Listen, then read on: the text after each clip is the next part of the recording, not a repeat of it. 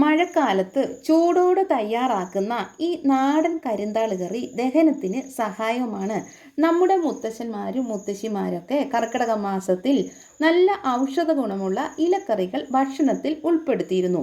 ഇതിൻ്റെ പ്രധാന ലക്ഷ്യം ശരീരത്തിന് പോഷകങ്ങൾ ലഭിക്കുക, ആരോഗ്യകരമായ ഭക്ഷണശീലം പിന്തുടരുക എന്നതാണ്. നമ്മുടെ നാട്ടിൻപുറങ്ങളിലൊക്കെ ഒരു കാലത്ത് സ്ഥിരമായി ഉണ്ടായിരുന്ന ഈ കരിന്താള് ഇപ്പോൾ പലയിടത്തും കാണുന്നില്ല കേട്ടോ.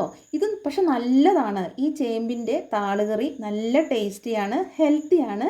ഈ ചേമ്പിൻ്റെ ഇല എടുക്കാൻ പറ്റില്ല, ഇതിൻ്റെ തണ്ട് മാത്രമാണ് എടുക്കുന്നത് കേട്ടോ. ഒരുപാട് ഗുണങ്ങളുള്ള ഒരു ഔഷധം പോലെയാണ് നമ്മൾ കഴിക്കേണ്ടത്. കാരണം ഇത് കർക്കിടക മാസത്തിലാണ് ഇത് കഴിക്കേണ്ടത്. കാരണം ഇപ്പോൾ നാട്ടുമ്പുറങ്ങളിലൊന്ന് അവിടെ ഇവിടെ ഒന്നും കാണാനില്ല. അതുകൊണ്ട് ഇത് നമ്മൾ തോട്ടത്തിൽ തന്നെ ഇങ്ങനെ വളർത്തിയ ഒരു കരിന്താളാണ്. അപ്പോൾ നമുക്ക് എന്തായാലും കരിന്താൾ പറിക്കാൻ പോകാം കേട്ടോ. അത് മുറിച്ചെടുക്കാൻ പോകാവേ. ഞാൻ കാണിച്ചു തരാം. ഞങ്ങൾ തോട്ടത്തിൽ വളർത്തിയിരിക്കുന്ന കരിന്താളാണിത് കേട്ടോ.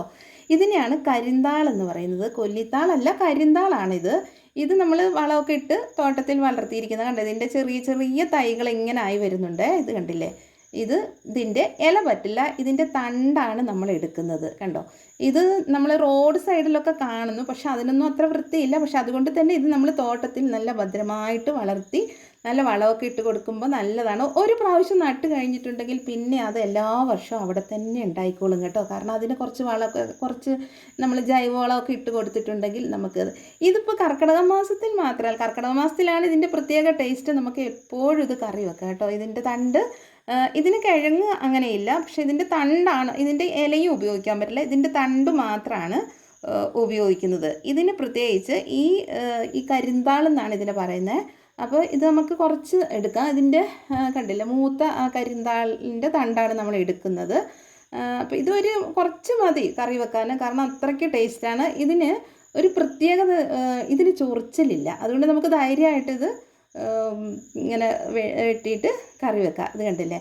അപ്പോൾ ഇതിൻ്റെ ചെറിയൊരു തൈ നമ്മുടെ വീട്ടിൽ കൊണ്ട് നട്ടിട്ടുണ്ടെങ്കിൽ ഇത് വർഷോളം അത് ഉണ്ടാകും. അപ്പോൾ ഇതിന് ചേർക്കാൻ വേണ്ടിയിട്ട് ഇവിടുന്ന് കുറച്ച് കാന്താരിയും കൂടെ പറിക്കുകയാണ്. ഇതിന് കാന്താരിയാണ് ഏറ്റവും നല്ല ടേസ്റ്റ്. അപ്പോൾ നമുക്ക് ഈ എടുത്ത താളിൻ്റെ ഇല നമുക്ക് റെഡിയാക്കാം കേട്ടോ. അതിൻ്റെ ഇലകൾ പറ്റില്ല, അപ്പോൾ ഇലകളൊക്കെ മാറ്റി വെച്ചു. അത് രണ്ടായി മുറിച്ചിട്ട് ഇതിൻ്റെ മുകളിലുള്ള ആ സ്കിന്നില്ലേ അതങ്ങ് മാറ്റി, ആ തൊലി അങ്ങോട്ട് പെട്ടെന്ന് അങ്ങോട്ട് മാറ്റണം. അപ്പോൾ ഇത് ഒരു പ്രത്യേകത, ഇതിന് വെള്ളം തൊടിയിക്കേണ്ട. വെള്ളം തൊടിയിച്ചാൽ ചിലപ്പോൾ നമുക്ക് ഒരു ചൊറിച്ചിൽ വന്നാൽ എല്ലാവരുടെയും സ്കിൻ ഒരുപോലെ അല്ലല്ലോ. അപ്പം അതിൻ്റെ മുൻകരുതലായിട്ട് നമ്മൾ കുറച്ച് വെളിച്ചെണ്ണ കയ്യിൽ ഇതാക്കുക. ഇതിന് പ്രത്യേകിച്ച് ചൊറിച്ചിലൊന്നുമില്ല. അപ്പോൾ അതുവരെ നമ്മൾ വെള്ളം തൊടിയിക്കേണ്ട. അപ്പോൾ ഞാൻ പറിച്ച നാടൻ കാന്താരി മുളകാണ് കേട്ടോ ഇത്. ഈ നാടൻ കാന്താരി എല്ലാ ഇലക്കറികൾക്കും ഇത് നല്ലതാണ്. ഈ സീസണിൽ നമ്മുടെ തോട്ടത്തിലൊക്കെ ഒരുപാട് ഉണ്ടാകുന്ന ഒരിതാണ്. അപ്പോൾ ഈ കരിന്താൾ കറിക്ക് ഞാനിവിടെ എടുത്തു വെച്ചിരിക്കുന്ന സാധനങ്ങളാണ്. ചെറിയുള്ളി ഉണ്ട്, അതുപോലെ തന്നെ ഇപ്പോൾ പറിച്ചില്ലേ ആ കാന്താരി പൊട്ടിച്ചതാണ്, അതുപോലെ വെളുത്തുള്ളി, വറ്റൽമുളക്, അതുപോലെ കറിവേപ്പില. ഇപ്പോൾ മഴയൊക്കെ ആയതുകൊണ്ട് അതിൻ്റെ ഇലയ്ക്ക് കുറച്ച് തളിരിലയാണ് കേട്ടോ ഞാൻ എടുത്തിരിക്കുന്നത്. അപ്പോൾ ഈ തളിരില നമ്മൾ കറിയിലിടുമ്പോഴത്തേക്കും അതിൻ്റെ ഇലയൊക്കെ അങ്ങ് കൊഴിഞ്ഞു പോകും. അപ്പോൾ അങ്ങനെ കുറച്ച് ഇത്രയും സാധനങ്ങൾ മാത്രം മതി. പിന്നെ മഞ്ഞൾപ്പൊടിയും ഉപ്പും മാത്രം മതി. പിന്നെ എരിവിനാണെങ്കിൽ ഈ കാന്താരി മുളകിൻ്റെ എരിവും മതി. അപ്പോൾ വേറൊന്നും വേണ്ട.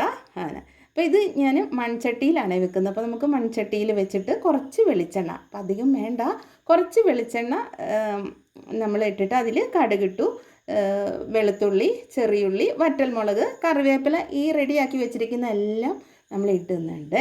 അപ്പോൾ ഇത് കുക്കറിലൊന്നും വേവിക്കണ്ട. ഇത് നമ്മൾ മൺചട്ടിയിൽ, ഇതൊക്കെ അടുപ്പിൽ തീ കിട്ടുന്ന അടുപ്പിലാണ് വെക്കേണ്ടത്. പക്ഷേ ഇവിടെ ഗ്യാസിലാണ് വെക്കുന്നത്, കാരണം അതിലാണ് ടേസ്റ്റ്.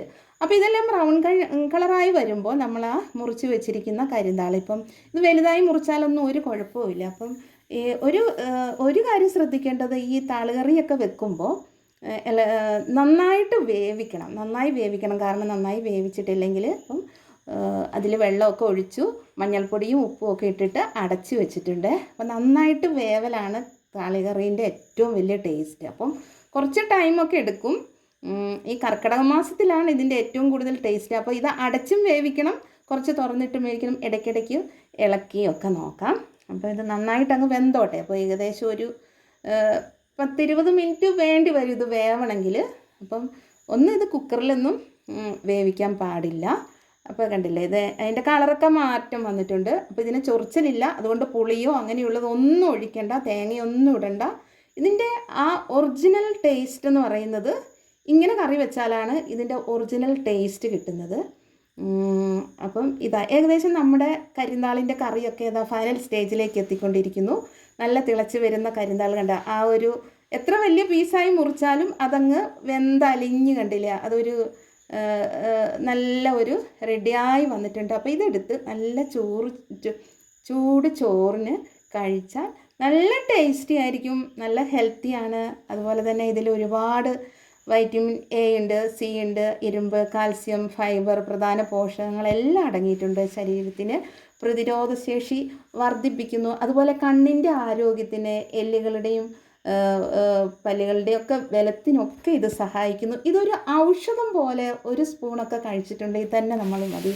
അപ്പോൾ ഈ ഒരു കർക്കിടക മാസത്തിൽ ഈ ഒരു കറി നിങ്ങൾക്ക് ഇഷ്ടപ്പെട്ടാൽ ലൈക്ക് ചെയ്യൂ, സബ്സ്ക്രൈബ് ചെയ്യൂ. ഓക്കേ.